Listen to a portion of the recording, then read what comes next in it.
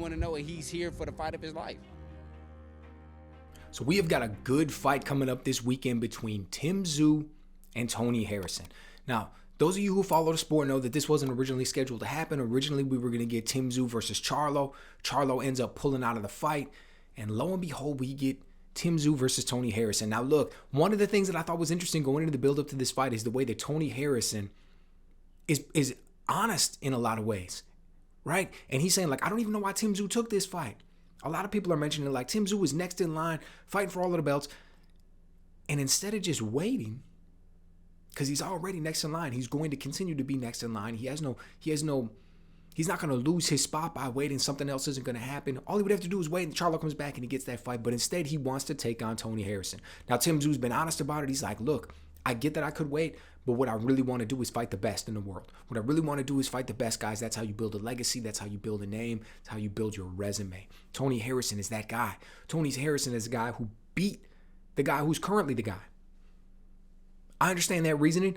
Perfectly honest, it's definitely a risk. I got to admit, I don't know what the whole financial situations are for this fight, how that all plays out. You know, was he going to make more fighting Charlo? Now he's making less, and if he ends up losing this fight and doesn't get the Charlo fight, he ends up missing out on money as well. Not really sure.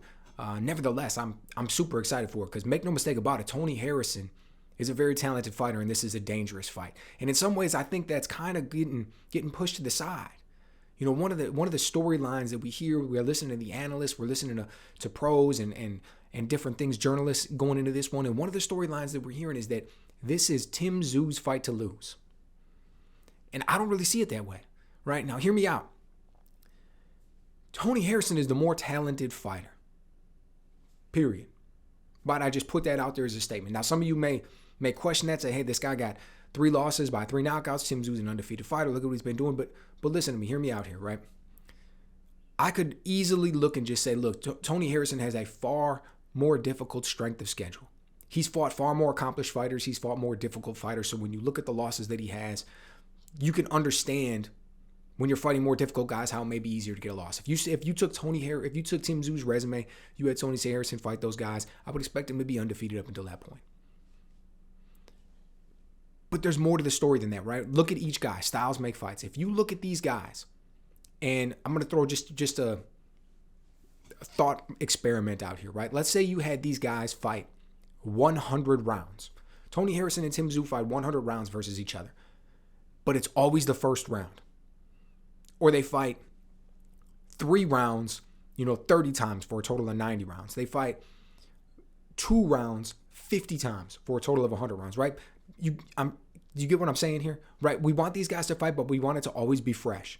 Who do you think would win those rounds? Who do you think would win more rounds of the 100? I think Tony Harrison wins easy. I think he wins going away, right? He's got faster hands, faster feet. He's got a far better lead hand. I think he's more responsible defensively. I think he's more tricky in the way that he uses change of direction, change of speed, goes up and downs with the combinations, the way that he's able to use feints with both his hands and his feet. I think he's a far more talented fighter when you think about it from a traditional boxing standpoint. I think that the way that he slips that right hand in there at times, the way that he's able to control the distance, it's huge, right? And he controls that distance with his feet and he controls it with his lead hand. I think he uses a lot more upper body movement, which gives him different angles and looks. And so I think he's a more talented fighter in that regard. When you look at all his losses come late. You look at his problems with Charlo, his problems come late. You look at why does that happen? Well, it's a couple reasons. Number one, you could look and you could say that he's having cardio issues. Maybe physically, his cardio just isn't there. He's not doing a rigorous enough strength and conditioning program. He's just not ready for it. He's not prepared. The way he prepared in camp isn't exactly what's happening in the fight, so he's gassing out early. It could be something along those lines. I'm not sure. The other thing is that it could be mental. There's a lot of fighters out there, and the first one that comes to my mind is Jermaine Taylor. Not sure if you guys remember Jermaine Taylor. He was the man who ended Bernard Hopkins' streak at middleweight. I think he was I think Bernard Hopkins had 20 successful defenses. He beat Carlos Monzon's record. He ended up losing to Jermaine Taylor, who in turn ended up losing to Kelly Pavlik, who also moved up to 175 and then ended up losing to Bernard Hopkins. But hey, that's the saga of boxing, right? But you look at Jermaine Taylor. Same thing, man. Late in fights, this dude used to get in trouble. You look at the way he ended up getting stopped by Carl Froch late in the fight, right? And he used to talk about, it was a mental thing. I don't know what it is. I'm in the gym. I'm going 16 rounds of sparring, preparing for these fights. I can do it. I can make it happen. But somehow, some way, I get into these fights and it's just, something isn't there, right? And I think that, that could be a situation that Tony's experiencing. Again, I don't know. You think about it and it's like 12 3-minute rounds, 36 minutes, minute between each round. You're looking at, 48 minutes total. My point being this, not a very long amount of time at all. Very short period of time. You routinely go out there in your regular life, do things for an hour, hour and a half, 2 hours, you're watching a movie, you're focused, you're staying locked in. It's easy to think, how can you not stay focused during a fight? How could you be involved in a prize fight with a man standing in front of you and you lose focus or you don't stay locked in?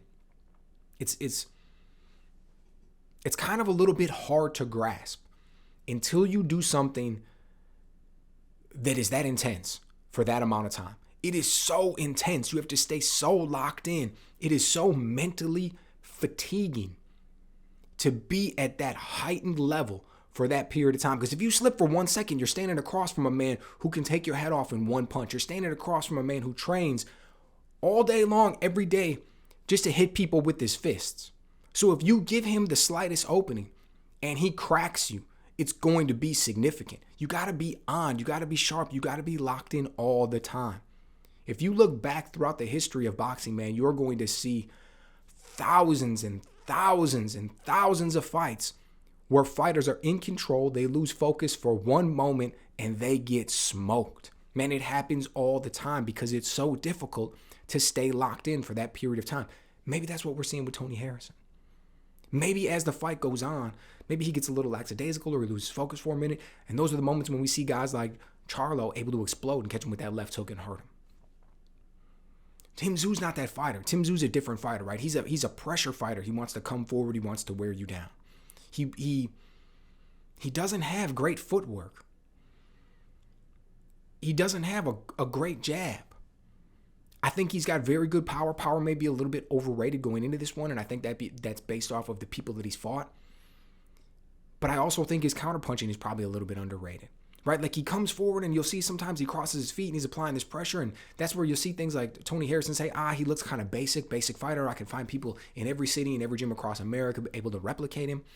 And I think that's, part of that's for the camera, part of that's for the build-up, part of that's to get into Tim Tszyu's head a little bit because it's not exactly accurate, right? Tim Tszyu is a very skilled fighter. And one of the things that I don't think he gets enough credit for is his counterpunching. We've seen in some of his past fights, whether it's Inoue, whether it's Gashaw, he is able to throw very, very quick counter shots off of his opponent's jabs or off of his opponent's right hand. He's got a good counter left hook. He's got a really good counter uppercut or a counter overhand right where he'll step inside of the jab or step outside of his opponent's jab when it's coming at him and he throws it. Very slick, right? And then through that, he continues to apply pressure. A lot of times you'll see pressure fighters who want to get in really tight and do their work inside. That's not Tszyu's style. He wants to be a pressure fighter, back you up against the ropes, and then stay at long to mid distance. So it'll be an interesting fight because we've seen Tony Harrison go back to the ropes. We've seen Tony Harrison get worn down late in fights and get stopped. And that seems to be where the real opportunity lies for Tim Tszyu. Is he able to back him up against the ropes early, get in some good shots, get in the good body work that he's known for so that he can set him up for wearing him down and stopping him late? Maybe. But at the same time, let's not be foolish here. This line coming out of Vegas, I'm really surprised. Plus 225 for Tony Harrison. Man, I think about this more like Sean Porter. It's a little bit more of a 50-50 fight because Tony Harrison is incredibly skilled with that lead hand. Dude, he's going to come out early. He's going to win rounds. He's going to be able to split Tim Tszyu's high, non-active guard, right? It's a relatively passive guard. Every now and then he'll reach for shots. He'll block them here and there. But for the most part, he puts his hands up and he tries to come forward. Covers up little bits here and there, tries to catch the shots on his glove, to whether he's going to set up counters off of a catch and shoot, whether he's going to move, whether he's going to try to time it and then move, get a little bit of head movement for a counter. But either way, his hands up. Tony Harrison's going to be able to split that guard with the jab. He's got a very good jab, very good lead hand. He's going to be able to feint and fake Tim Tszyu out of position with the footwork and with the lead hand feints. And he's going to be able to score that way. He's going to be able to work angles. Tim Tszyu, look at the way he caught that right hand right on the chin from Gashaw the one that dropped him in the first round. How did that happen? It's because he was following him. He was following Gusau. Gusau walked him directly into that right hand. He was able to land it with power. You could see that there was just that lane there for it to come right down. Tony Harrison is going to be able to do the same thing. Now, look, he's not going to necessarily be able to walk him directly into right hands like that, but he's going to be able to walk Tim Tszyu into shots. He's going to be able to back up against the ropes, create traps. Tim Tszyu is going to come in. Tony Harrison is going to be able to circle off and land shots. He's going to be able to frame him with his left hand and land that right hand. Tony Harrison is the taller, longer fighter. If we look at this fight through the first 5, 6, 7 rounds, I expect him to be up. But that doesn't mean he's going to win. And if I had to really, truly guess, pick exactly what's going to happen with this one, I'm leaning towards Tim Tszyu because I think Tony Harrison will wear down. I'm a little bit concerned about jet lag. I don't know how long he's been over in Australia, but you know, you've heard guys say that you feel it for a while, particularly when you're talking about performing in a 12-round fight. You've heard people say they like to get there as much as 3 weeks early to allow their body to acclimate. So it'll be interesting to see how all that wears out from a guy who's worn down in the past. But I think Tim Tszyu will be able to get the late stoppage in this one, maybe 11th round, maybe 12th round. The pressure will be on. He's a guy who's got the work rate. He's a guy who's got the cardio. He'll be able to come in there, back Tony Harrison up against the ropes, and figure out a way to end up getting that stoppage. But it wouldn't surprise me if it was incredibly tight going into those championship rounds, possibly even having Harrison up.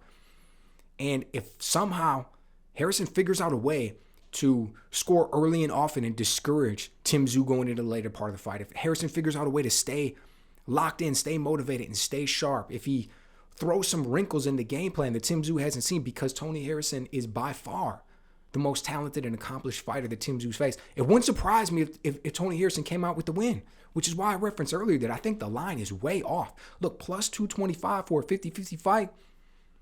The percentages and the odds say that you want to throw a little bit on Harrison, even though I'm predicting Tim Tszyu's going to win. But that's just how investing goes, right? I mean, or it's betting in this regard, however you want to look at it. I think of these as investing opportunities. However you may want to phrase it. The man's getting out for 225. What are you going to give Tim Tszyu? 55% chance, 60% chance. It looks like an advantageous bet to go with Harrison, but I'm picking Tim Tszyu to pull it out late. Don't be surprised to see it go either way. Really excited though, really interested to see how this one plays out and who will end up getting a shot at Charlo next. 54 is an interesting division, man. So let me know what you guys think. Am I not giving Tim Tszyu enough credit? Am I boosting up a little bit too much what Tony Harrison's going to bring to the table? But he looks sharp, man, even in that last fight with Garcia. So let me know what you guys think.